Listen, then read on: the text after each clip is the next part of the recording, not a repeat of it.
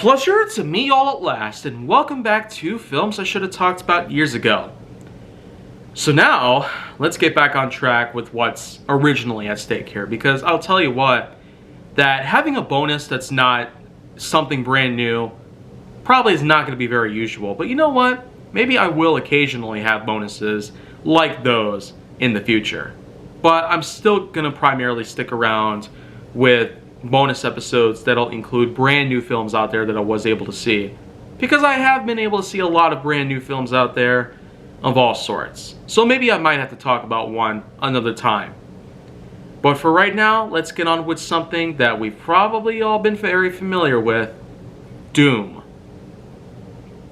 I'm specifically talking about the video game adaptation of the famous id Soft game known as Doom, which has been around since the early 90s, especially on platforms like the Super Nintendo and PC. So when it comes to a lot of things about the Doom film adaptation, which came out in 2005, the same year as a boatload of other big films out there, like War of the Worlds, we're pretty much looking at a film out there that might have seemed average for the time being, but at this point in time, it's fair to say it's probably developed quite a big cult following in the past 16 years. Yeah, that's as old as Kaiju Force Neo is right now. So the Doom film adaptation and Kaiju Force Neo are both 16 years old, but one of which is older. You could probably guess which one it is. But anyways, the Doom film adaptation stars the likes of Dwayne "The Rock" Johnson. Yeah, you know what, at this point, I feel like I'm probably going to talk a bit more about Dwayne Johnson in most of these films than I'm going to be talking about after some time that I have not been able to do so. But anyways, with this particular film being older than the majority of the others we've seen Johnson in, I really gotta say, The Rock really has a lot of talent.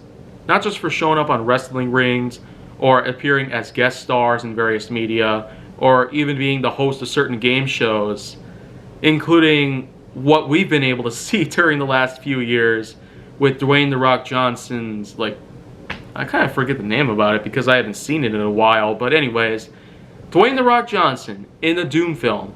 Who would have thought that it would have ever made such an amazing combination? One of the best known modern day actors combined with one of the best known video game series in the world.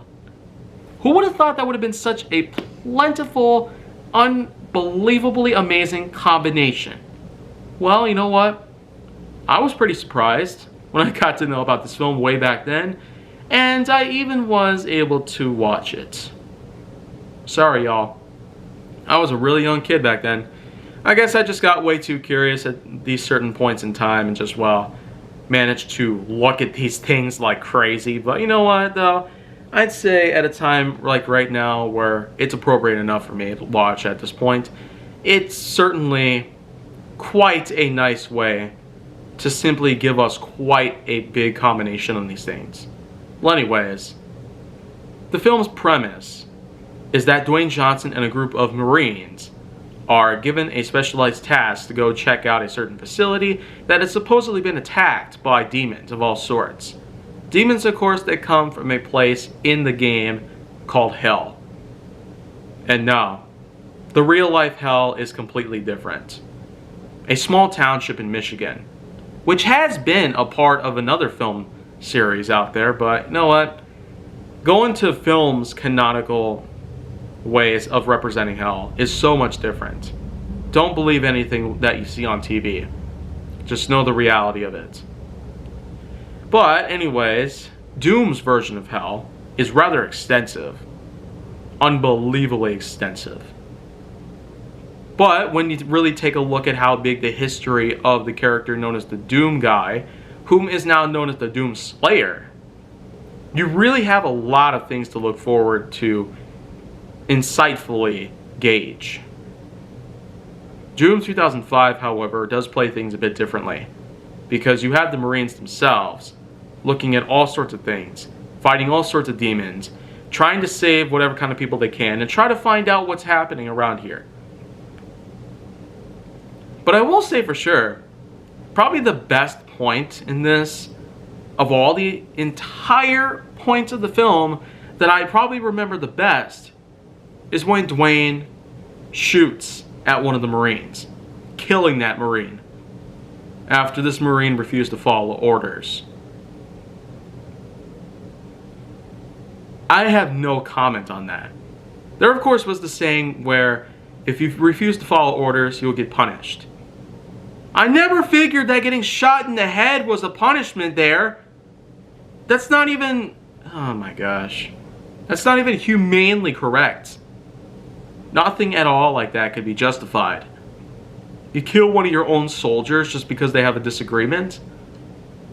You really need to go to a psychiatric ward or something like that. Okay, well, you know what though? I guess another big high point in the film, another big milestone based on the whole entire thing, is the first-person perspective that shows up.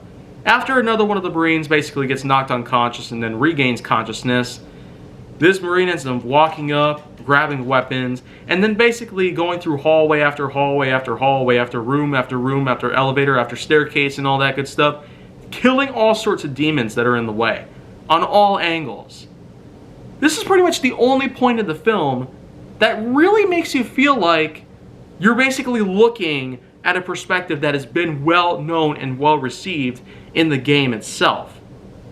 And the game is known very well for being a good first-person shooter at the time, but of course today's equivalent would be a combination of various other FPS games.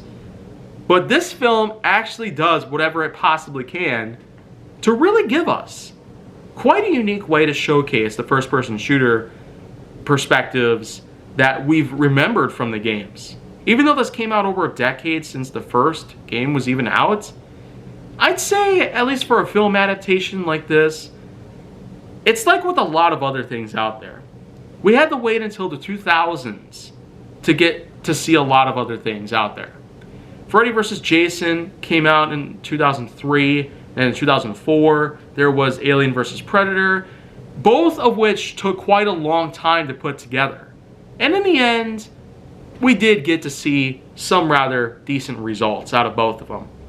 But with Doom 2005 being 12 years after the release of the first ever title out there in the Doom series, it's fair to say that maybe this one probably seems average by any means, but most people would consider it a cult classic. I can't really be sure if it's a classic because 2005 wasn't even 20 years ago. But yet, I will have to agree. It probably is a bit more of a cultist material out there. Something that probably is to be desired. Especially for an older incarnation of Dwayne "The Rock" Johnson. I will point out that, well, it's probably not all that good, but it probably can be enjoyed maybe at least once. If you saw it on Netflix like I did, then, well, you'd probably get a kick out of it at some point, where you might realize that maybe there's at least one part of it that could be very intriguing and therefore very familiar to you. And of course, I mean, I've got my share. Maybe I could hear much about yours. But right now, I guess I'm gonna have to go work on some other stuff here because there are tons of things out there that I could possibly work on with this series overall. So if you want to see more go down on my channel, then make sure that you like, subscribe, comment, follow me on social media, and stay on the Hollywood side.